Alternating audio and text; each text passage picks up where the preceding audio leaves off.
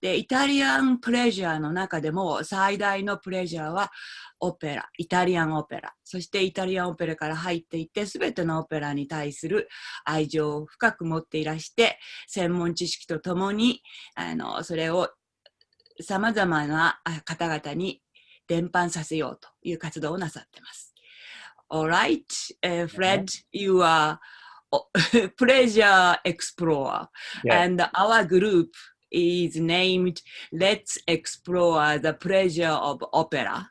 日本語で言いますと、オペラの楽しみを探ろうという会なんです。私はその発起人の代表をしてます、伊藤澄子です。Yes. So, actually, this talk, this is the sixth talk of our group last a couple of years.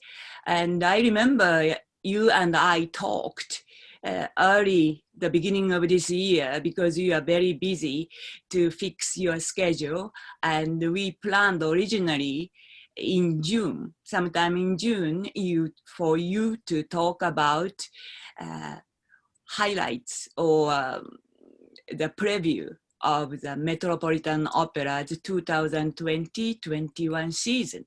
But however, the big tsunami, Corona tsunami came, and we had to change the content of the talk entirely.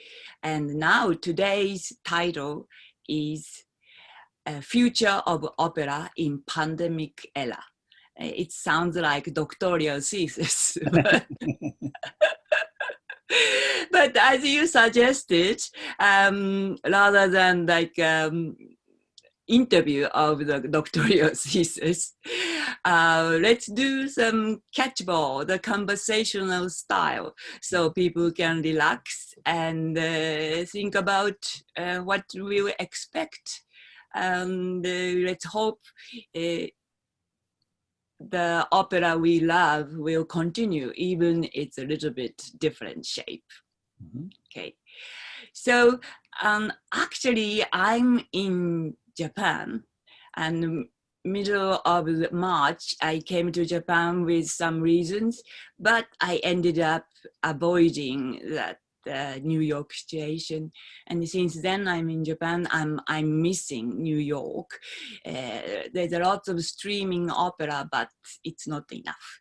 So how, as an explorer of the pleasure of opera, you've been spending since lockdown period until now? I have not been watching a lot of streaming. I think maybe I've seen 4 operas streaming since March, because opera to me is a live event. And to me, the quality of the sound that we have in a theater, with the voices of the soloist, of the orchestra, of the chorus, is my main thrill. And even the best technology does not reproduce that, in terms specifically of sound. Secondarily, opera has a visual component. And when you go to the opera and you are listening, you're also looking at what you want to see. So rather than, for example, a director deciding, a television director, that I will look at the soprano, and then I will look at the tenor, and then I will look at the scenery, and then I will look at the chorus, and then I will look at the conductor. Someone is making that decision for me. So I am not as directly engaged, and I find that I don't connect that much with video opera. I've watched a little, but what I do connect with are recordings and radio, so that I listen to a lot of opera music and other music, and then in my head, I create the scenery. I create the stage direction. I picture someone is wearing a blue gown, or someone is crying, or someone is smiling. And I take the music and I take my knowledge of the words and the story to direct the story in my head. And so I can see the opera through the music and through the words. And so I'm not separated from opera, but I'm separated from live performances. That's the main thing I've been doing. I see. That's very interesting. Yeah. I watch particularly the Metropolitan Opera's nightly streaming, almost nightly, and also European opera houses streaming and many streamings, and sometimes too many. I watch couple, but you can do that with a great audio environment, and because you have accumulated resources in your head. But my head is a little bit empty compared to you. So you have a mission to spread the pleasure you found to other people. So how you are doing this without live theater? Well, one thing I'm doing is I created a series on a streaming service, Idagio in Berlin, called Fred Plotkin on Fridays. And so that's at 2:00 in the afternoon in New York. That would make it 8:00 in Central Europe, 7:00 in England. I think that makes it 3 in the morning in Tokyo. So if people do not see it live at 3 in the morning in Japan, I understand. But then it goes on YouTube and people can watch them. And frankly, because these great artists are usually so busy, I can never get them to sit down for 90 minutes to talk in great detail. So I've had Christine Gerke, Thomas Hampson, Ben Heppner, Ferruccio Furlanetto, wonderful conductors, directors, designers, writers, come and join me. On September 18th, I have a great chef coming, and she and I will talk about food in opera. And it's still completely possible to go deep into the subject and to have our audience around the world listen and participate because they're watching us on Fridays do what you and I are doing now, having an interesting conversation that people can be present at. They can, in some cases, send in questions if they wish. So there is a connectedness that happens with this format that, to me at least, doesn't happen with an opera on video. I'm not saying opera on video is bad. And for many people in the world, they don't have the opportunity to go to the opera very often. I understand. And then it's good. But if, like me, you have opera in the ear first, and the primary means of communication is musical more than visual, even though I know that opera is great theater. If that's missing, I don't want to substitute it. Now, yes, audio quality can be great, as you said, but the part I'm missing is the drama. And isn't it a wonderful time, if we are stuck in our homes, to be able to study? It's not that when we leave school when we're 23 or 24 that we stop studying. That's the time to start studying more, but only what we like to study. So if you want to study Rigoletto, if you want to study La Boheme, if you want to study Götterdämmerung or Peter Grimes or Boris Godunov, you get to read the story, you get to read the libretto. If you can read music, you get to read the music, and then you listen. And then maybe watch a video of Peter Grimes, let's say, and see how it's acted out. But the best way, to me, into opera, whether you work in it or are an audience member, is to start with the music and then add the words. And the pictures come last. The story is there. But opera is not just boy meets girl, girl meets boy, they fall in love, they have a fight, she gets sick, he comes back, she dies, he's unhappy. That's too simplistic. If you really read the words, which can be poetry, especially when it's by Hugo von Hofmannsthal or many of Puccini's librettists, it's very beautiful writing, or Lorenzo da Ponte with Mozart. when you read those things, even if you don't speak Italian, German, or French, you get a sound of the words through the music. And we can listen again and again and really make these works, masterpieces, part of us rather than sitting more passively.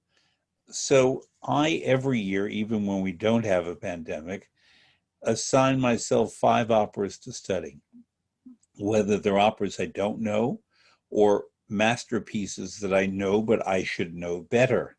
So that, for example, recently I studied operas by Wagner, Lohengrin specifically. And you would think that I know Lohengrin, but Lohengrin is such a masterpiece that I completely jumped into it like a swimming pool and swam around in Lohengrin for weeks and weeks and listened to the music and read the words and read about it and read the poetry and read the history of the characters and read what Wagner was doing when he conceived of this opera.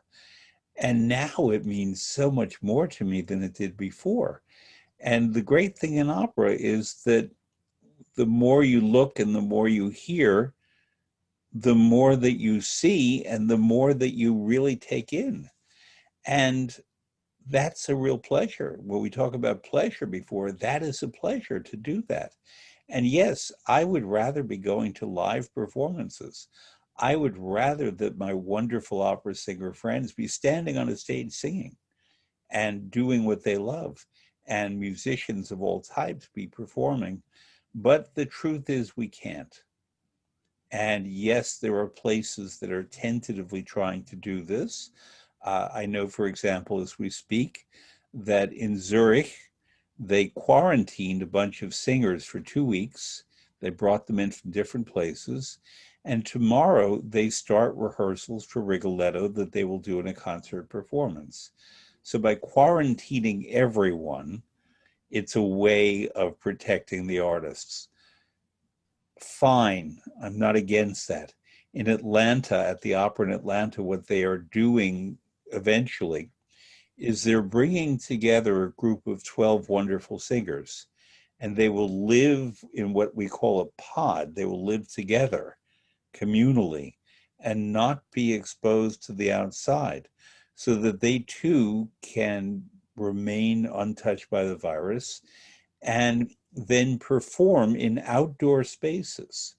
Now, you can do that in Atlanta because the weather tends to be good for longer than in New York or Tokyo. So each place has to adapt in its different ways. As I think you know, Sumiko, the Metropolitan Opera is streaming concerts with Lisa Davidson, Joyce DiDonato. This is a wonderful thing because it's a very intimate medium, a recital. And I worry very deeply about the financial health and the emotional health of singers, but also the opera companies. And we do have to try to support them as much as we can, whether it's giving a donation. I think the Met was very wise to offer its videos for free and hope that people will donate, but at the same time create this concert series. They had Jonas Kaufmann to begin, and they will have Renee Fleming and Anna Netrebko and wonderful artists. And that's the way to do it for now. But I think that when the pandemic is either over or contained, we're going to have to think in new ways about how we go to the opera, how we go to ballet and concerts and theater and dance performances. I love, when I've been to Tokyo, going to the kabuki. And I've noticed that the audiences are very responsive. They call out and they applaud, and they are very emotionally connected. Maybe we can't do that right now, or maybe we have to wear masks to do that or sit further apart. But if we have to, we have to. You know, in ancient Greece, in the theater in Greece, they all wore masks. So if we have to do that until we figure out the virus, and I believe that the virus is the first and most important thing to address, if we have our health, there is possibility. If we don't have our health, Everything else is secondary. So yes, help us keep these companies alive. Help us keep our singers and our musicians and our dancers and all of our artists fed. Different countries do this differently. My country is not good at this, I don't think. We in New York City have the arts that represent a huge part of our economy, not just tickets to performances, but restaurants, people from around the world who come to stay in our hotels and use our transportation system and our dining facilities and so on. When I worked at the Metropolitan Opera, there was a man who came every year from Japan to see 1 week of opera every year. And I looked forward to his coming, and we would go out. He liked hamburgers. We would go out and have a good hamburger. And he was connected to the Met emotionally and spiritually. And he is one of millions of people who helps the New York City economy. So, excuse me. So our federal government, not our state government, which is very good, has to understand that when you give economic relief, you are not only helping people in other sectors who lost their jobs, but you're helping people who help the economy. What I do, I help the economy. I get paid to do it somewhat, but my work leads to work for other people. That's part of what the arts do, and we're forgetting that. Okay, thank you, Fred, Yeah. for yeah, I was very encouraged that you gave me a homework. Yes, the Corona gave us unscheduled time, and how to use it is up to you. Yes, that's a great, wonderful idea to pick up 1 or 2 or 3. I hope it's only 1, so the pandemic ends soon.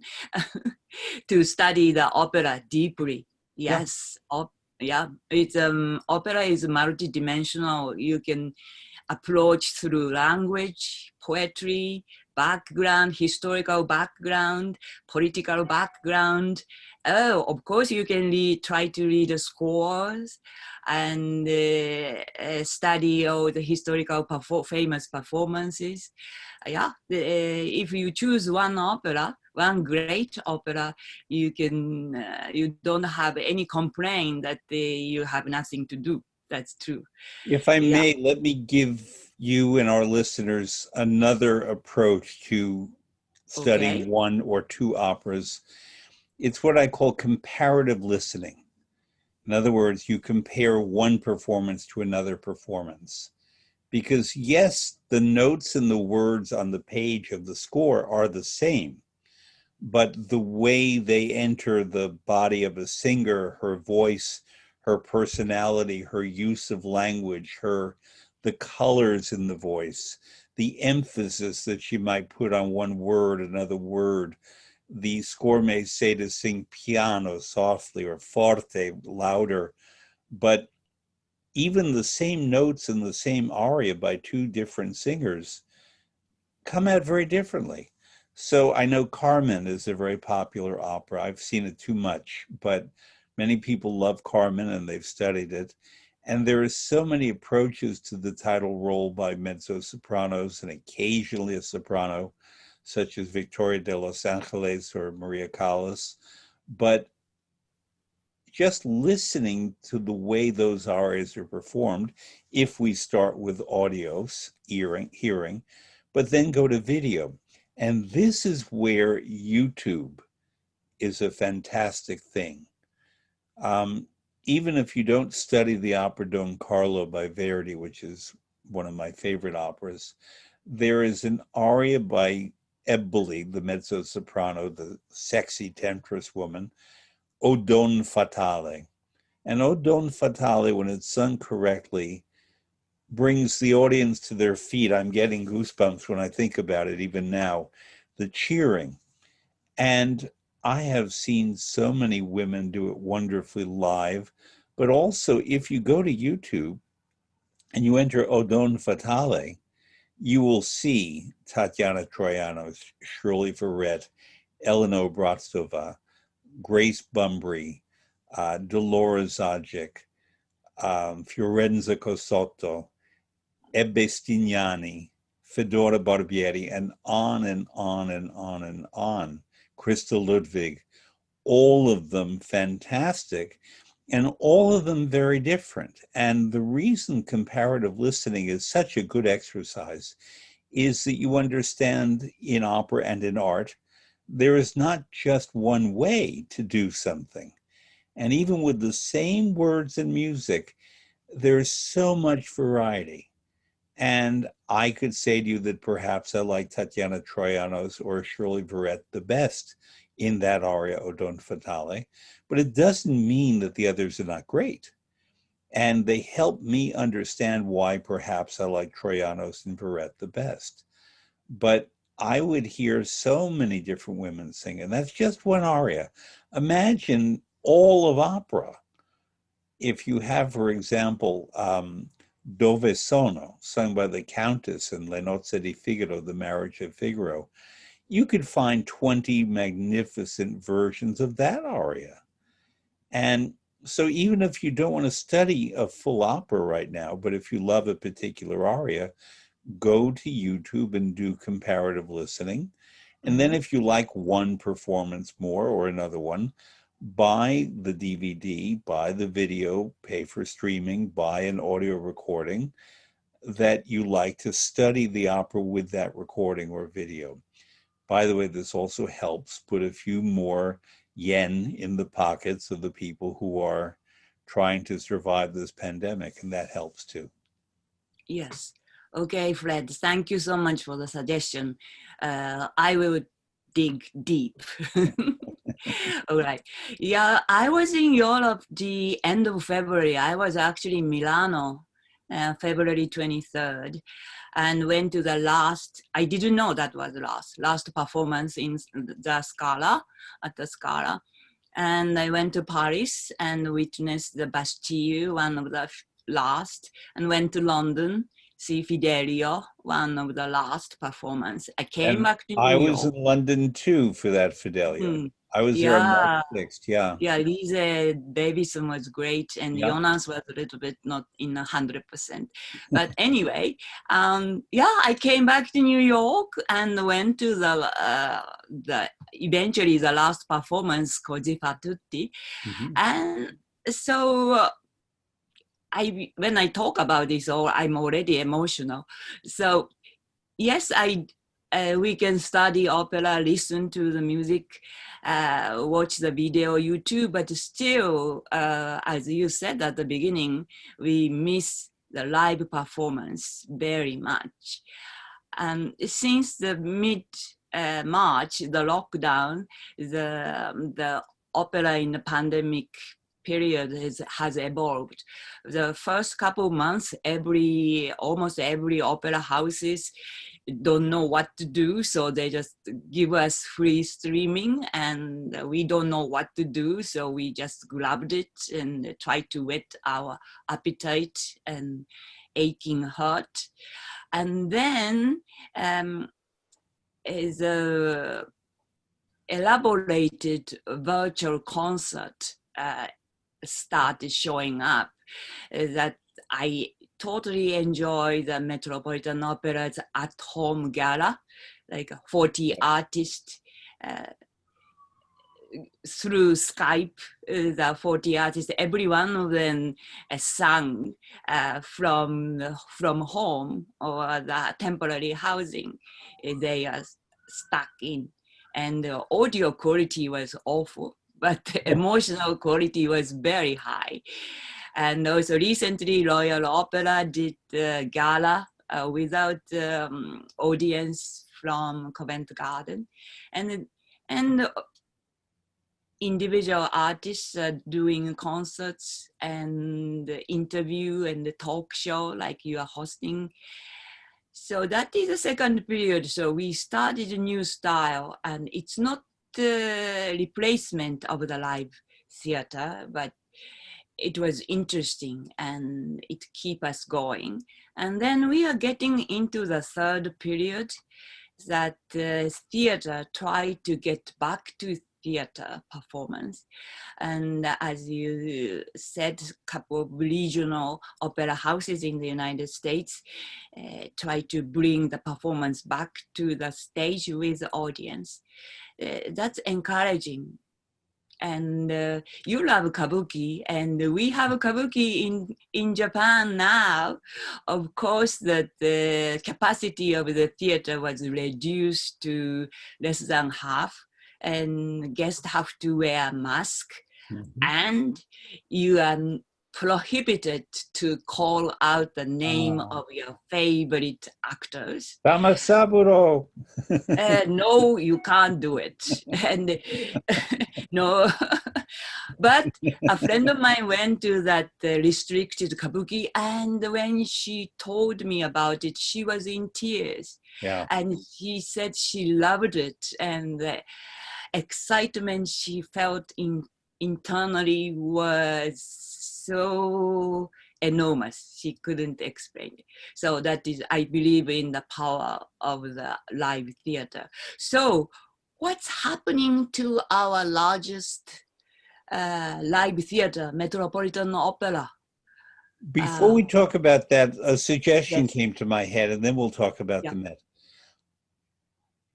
There is a way that opera lovers can hear live music, not a full opera production, but there are public spaces, often out of doors, or in certain churches and temples and so on, where people can sit apart, where they can have a piano, and you hire a couple of singers. Now, you may not be able to get Jonas Kaufman, Christine Gurkian, and the Trebko, name Renee Fleming, name your big star. You have to go to Vienna. Well, you have to go to Vienna, but also all around the world, in Japan, all over America, in most every country, there are music conservatories. And there are young people who are studying, and also, frankly, there are many professors now in these music conservatories who are opera singers, who are making extra money when they need to by teaching in conservatories. And if an audience wants to do a collective, what they can do is decide how much they can spend. Let's say in America, $40. And if you get 100 people or 200 people who agree to spend $40 each, then you contact the conservatory and say, we need a pianist and we would like 2 singers. And this is what we can pay. And maybe a little goes to the conservatory, a little goes to the place where the event is taking place, and the rest will be divided among the musicians. And for example, I live pretty close to Juilliard and the Manhattan School of Music and Mannes College of Music. And there are wonderful singers around here. And their professors just at Manhattan School include Catherine Malfitano and James Morris. Catherine is not singing much anymore. James is still singing. But they might put together a little group in which you have 2 or 3 singers, and say James Morris could sing Don Alfonso from Così fan tutte. And Catherine Malfitano, I'm casting her now as Despina in Così fan tutte, as a means of including teacher and student, which is also a wonderful thing, because these are muscles that they have to flex. And hearing applause for them, and us hearing live sound, even if the audience sits socially distant. So if you have 200 people paying $40 each, you can figure out how far away they sit so that we don't have issues of breathing on one another. And yes, we all wear masks. And you can do that anywhere where there's a music school. And I haven't thought of that before, but this might be a way to stimulate and provide in the short run music for audiences who want it, and performance opportunities for performers who really miss doing what they're doing. How does that sound to you? Oh, that's great. Our group did a little concert with young singers at the Nippon Club. So we have experienced one concert. So that's a great idea. I like to talk with the Nippon Club. Mm-hmm. So we can organize live and streaming a concert to encourage us, to encourage them, and then the pleasure of the live voice. Yeah. Thank you for the suggestion. Cool. Please become a co-organizer. Okay. Okay, good. I'll introduce the music. The deal is done. So about the now Met. So what's going on at the Metropolitan Opera? They announced the new season. Yeah. Sorry. I'm still keeping this. Me too, I know. Oh. But they announced the new season, but is it really going on, or what the challenge they are facing? Well, I'm sure have there's any a long list of challenges. I don't have any inside information on that. I should say first, in full disclosure, in case some people don't know, I worked at the Met in the 1980s. I was the performance manager. I ran operations in the theater every night during performances. And after I left in 1988, because I missed working in Italy and other countries, I still did a lot of projects with the Met freelance. I was on the Metropolitan Opera radio broadcasts a lot until 2011. So, yes, it's a connection. It's my home theater. I went to my first opera at the Met when I was not quite 3 years old. It was Wozzeck. And so it's much more than just the opera house down the street. It is the institution that is my point of reference, even if, yes, I've worked a lot at La Scala and many other theaters, and I love those theaters too, especially La Scala. But I don't have inside information, and I never really tell rumors because rumors are not verified. But I'm very hopeful that they will reopen as they've announced on December 31st. But in all candor, I mean, I think the Met is ready. They're very qualified to do that. But I don't know that we will, as New Yorkers, be allowed to have public assembly where people get together in any kind of way, because for listeners elsewhere, they may not know the infection rate right now in New York City is very low. It's among the lowest in the country. And we followed instructions very well. I'm not going to talk too much politics, but the President of the United States told people, don't bother with a mask. The governor of New York said, wear a mask.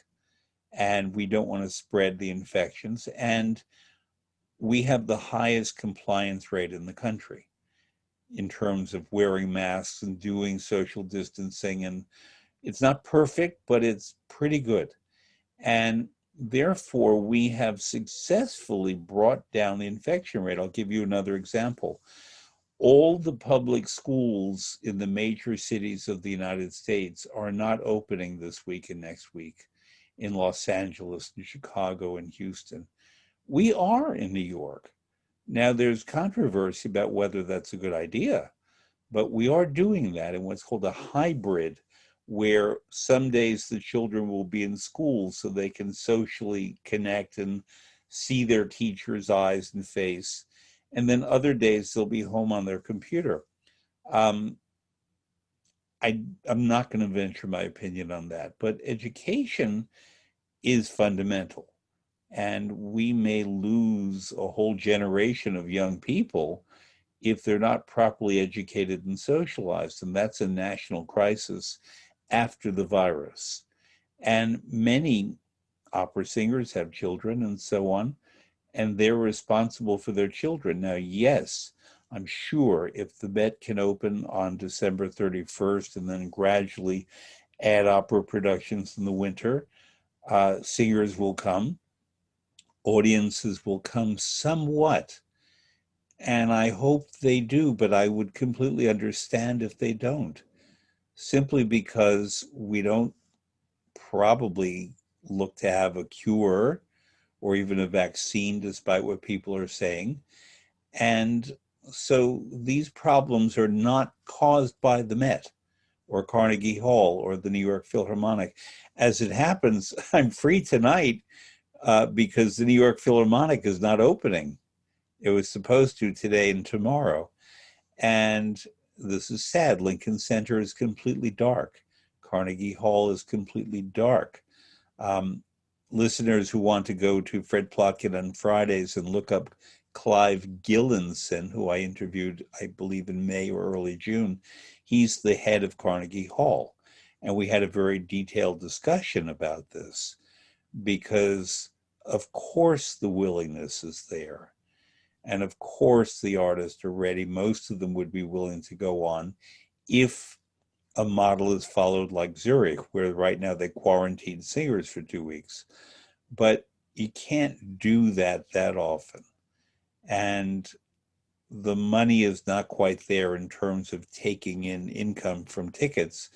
The Met cannot charge exorbitant amounts. You pay a lot to go to the Met. Because it means that fewer people will come.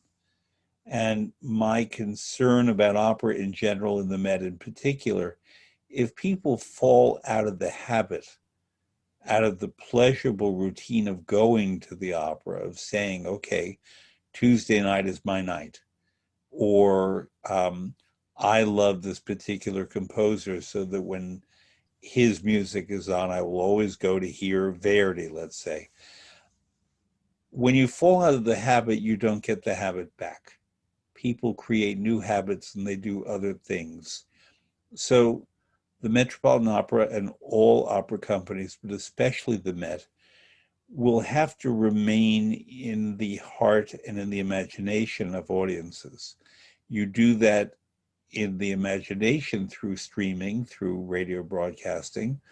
You do that in the heart by making people realize how important you are, not in an arrogant way, but as a cultural institution. I'll give you a comparison. The Metropolitan Museum of Art, our art museum, reopened recently, and people are allowed in small amounts, and they have to wear masks. I did not go yet, but a friend of mine went, and he said that they indicate the path you're supposed to walk on. But let's say that you want to stop and really look at your favorite Titian painting, and people want to come see the painting. Either they cannot, or you bunch together. It's a compromise. And it's really about, as Tosca says, I live for art, I live for love, but then she dies. So I think we have to try to understand how much we live for art, all art. And if we cannot be directly connected to it now, it's our job as audiences who love the arts to help keep them going. Mm-hmm. So when this first began, and I decided I had a certain amount of money that I would give to various institutions, and that would be the money I would have for this year to give away. I sent some to the Metropolitan Opera. I made a donation. I sent to Carnegie Hall. I sent to smaller institutions. But I also sent to musicians' funds. In other words, organizations that help musicians. It's very important that our friends listening to us understand that without the musicians, we don't have the institutions. So if we don't have the birds in the bird cage, an empty bird cage is no fun. It's the birds who make it fun and meaningful and beautiful. Mm. And therefore we have to think about the birds in addition to thinking about the cage. Cage is not a good word because the Met is a glorious place. It's not a cage, but it's the place that contains and presents and makes even more beautiful these birds who appear there. I don't think certain singers, I don't think Jonas Kaufman would like to be compared to a bird. But I think we all understand. Only peacock. Peacock. But no, we all understand what I'm saying. He's not that peacock type. No, I know. You understand what I'm Yes. saying, but it's the role of the audience to also support the artists and not just the institutions. Yeah, So it is important to support the institutions. yeah, exactly. I wear I worry about emotional health of opera singers, particularly young singers. Established opera singers like Anna Netrebko, Jonas Kaufman, they're okay. And especially Anna, she has her husband, so they can they can appear on stage without quarantine. So yeah.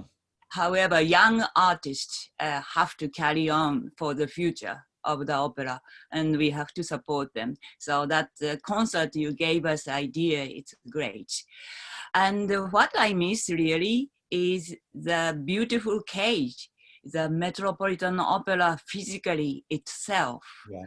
Because such a magical world, magical cage, I spend many nights.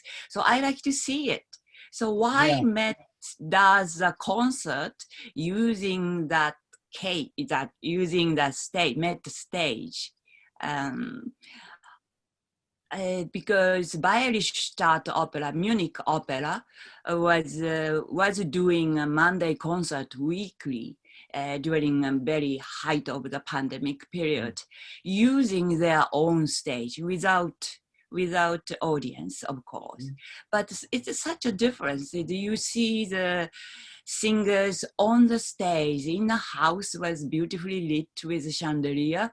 You feel like you are sitting in the audience seat, even you are all by yourself on the computer, but it's different. And London did, Covent Garden did gala without audience in the theater. So please use your power, insider connection, to convince Metropolitan Opera, do something, show us the beautiful theater, and set the fire on us for the love for the opera. There was a documentary that was made a year or two ago called The Opera House, which was about the creation of the new Metropolitan Opera House. And it includes wonderful interviews with Leontine Price and footage of Franco Zeffirelli and people who worked at the old Met, which closed in April 1966. And the new Met opened in September, early October of 1966, and September 16th, if I remember. And this film, The Opera House, is about that transition. And people can watch it and see the building and see how it evolved. There are also movies. The movie Moonstruck with Cher and Nicolas Cage. Cher won the Oscar. I was the opera consultant on that film, and they came to film at the Met. And it's La Boheme, and there are scenes of the auditorium. I'm telling a secret now, but the stage was not La Boheme at the Metropolitan Opera. It was La Boheme in Toronto because it was cheaper to do that. So that Cher cried as Mimi dies. But that was really good acting because there was no one on the stage. I was there for the filming. But you do get to see backstage life in the Opera House. There are many opera films, and maybe that's the thing to watch. They're not just films of operas, but films in opera houses. Right. Yeah. Okay. So you talked with many opera singers on your program or privately also. How they are weathering this hardship? I worried about, as I said, I worried about their emotional health. I remember one interview that Diana Damrau said, maybe she's not saying now, but she said, I can't sing opera aria because opera aria is so far away from the reality I'm in. So I need time to start singing again. Well, she's another one with an opera singer husband. So they can Yes. actually go out and Nicola Testa. Yeah. So they are okay now. Yeah, but so that's my message to opera singers: marry another opera singer. Yeah, I think. Or Yeah, move I in think with it's a one. corona phenomenon. Yeah, it's true. I mean, That's true. I know two men who are a couple, and one of them is an outstanding pianist at Juilliard, Yes. and the other one is an outstanding baritone. Mm-hmm. And they have begun to perform because they Together. they live together, and they have a piano, and so they stream it, and I think they're beginning to take it out of doors, so to speak. Exactly. So And intimate partnership will prevail in in the opera world. To answer your question, I think that each case is very different. I have one friend, a very fine singer, who's married to he's married to a woman opera singer, who tells me that he cries all the time and he misses performing and he worries about finances, and he's in better shape than many, but he worries not just for himself, but for his profession. His wife seems to be a little more even about this, but opera singers live on their emotions in addition to everything else, and they feel it. I know another singer who has children, and she wanted to pay for their university, and she made plans for her children's lives. Her husband, who's not in the business at all, has lost work, and as millions of Americans have. And we in this country don't have the kind of social support that many countries do. So medical care, food, things like that. It's really bad. It's strange that the wealthiest country in the world, allegedly, does not take better care of its citizens. And this has been a problem here for a very long time. Americans have this idea that they have to be independent, like they're pioneers. I believe that when someone sneezes in Japan, I feel it in New York. We're all connected. We're all on one world, and we help one another, and I'm only as good as the next person. And I need for people around the world to have medical care and shelter and food and everything else. And we don't do that here. So opera singers in Europe, whether they are Europeans or whether they're from Asia or the United States or Canada, who are there are better off than perhaps they would be in the United States. What this means too is that we're losing many singers. Certainly many of the great European stars are not planning to come here for a while. And I know some American singers who have a husband or a wife who's European, and they've gone to Europe, and they're just staying in Europe because they get social support, but also they have more opportunities eventually to perform. So this will impoverish culture in the United States even more, our lack of belief in social support for all people. I have my own idea about this. I'm going to be writing about it. There's an article that I've been developing, not just about the arts, but about how a model that I'm going to propose, an economic model, will help Americans. And then if the model works, it can be applied in large countries like India. Italy would be a good place to apply the model. But also nations that are very small in Africa, like Burundi, little nations, Laos in Asia, where each country, if they adopt the model, even Haiti, very poor countries, might be able to be better without it costing anything for anyone else. Okay, So Fred, I'm developing this, and I want to. That's great. I'm looking forward to your another doctoral thesis on social equality, social safety network for everybody, particularly for opera singers. Yeah, I wish I had the European passport, but So anyway, do so I. I can go to Europe right now. But yeah, I noticed there's a corona phenomena in the opera world. One is intimate partnership, so opera singer marrying to each other. Yeah. Or marrying to the violinist, marrying to opera pianist, singer, a yeah. pianist marrying to opera singer. We have to be intimate to be on the stage. And the second corona phenomena is men are changing their looks. They have beard. Yes, it's true. I had a That's so corona beard funny. for a while. They feel like they feel like announcing, I've been having a hardship. I've been in the wilderness.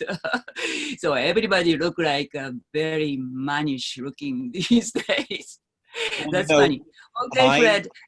Yes, I was just going to say my last haircut was a Yes? year ago yesterday in Milan. My barber, this sounds very fancy, it's not. My barber is in Milan. And because I go to Milan a lot, I was supposed to be there 3 times this year. I was going to get my hair done. So it's now all pulled back. I actually Don't worry, you look great. I do have hair, but it's back here. Oh, And, back there. Okay, we don't see your back on the Zoom. well, no, because so. it's all tied back. I mean, if I didn't tie it back, it would be like this. Yeah, you can wear a wig for Zoom wig. All right. Okay.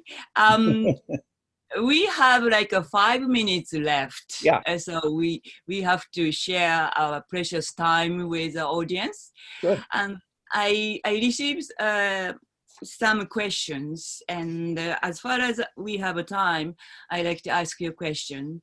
One is very related to the beginning of your comment. You said audio is the core of the opera, listening. But this questioner's point is that since HD or DVD are getting popular, and especially under the pandemic influence, the social distancing and so forth, the visual effect digitally is getting more important rather than musical aspect. So and I have a problem with that. Conductors control over rhythm and tempo might be overshadowed by director's visual preference. Well, that phenomenon is at least 70 years old, where the directors are trying to impose that. But it will be accelerated in the pandemic period? Well, I think it's been accelerated by the HD phenomenon. We had opera on television before, but that was more intimate. But in opera, there's an old expression, prima la musica, poi le parole. First the music, then the words, and then the visual. Believe me, my training as a stage director, I've directed many operas, so I come from that world. But I too acknowledge that the preeminence comes to the music. And the main thing I don't appreciate about HDs is that music has been devalued. We don't hear it. It's not as loud. It's not as present. We're looking at things all the time, and we're reading words that are printed. Fine, but the message is first in the music. And when you go to HDs in a theater, in a movie theater, in a cinema, you really don't take in the music that much. I know that, because I asked people after, what did you think? And they say the story was great, and the gowns were pretty, and I liked the intermission features, and I liked all that. What about the music? It was nice. It's music first. And anyone who really wants to love opera has to know it's music first. Without the music, there would be nothing else. Okay. So the next question, probably this is the last question, is again, non-music factor coming into opera these days, social activism or social issues, social concern, concerned on the social issues at the opera theater. I noticed, especially young artist using opera as a medium and try to marry with social issues, social activism. This is a new phenomenon. It's already started before Corona, but it's getting stronger when we stay in this situation longer and longer. And this question came from the audience that Black Lives Matters, systemic inequality issues, how the opera house, as a particularly Metropolitan Opera, tackling with these issues, if you know. I do know, and I'll express my opinion a little in the minute I have, that number one, opera has always been political from the very, very beginning. And whatever the political issues of the time are, have always been reflected in opera more than any other art form. That's number one. Number two, racism of all types has existed in opera and everywhere, unfortunately, for many, many centuries, and has to be addressed, and it has to be put right.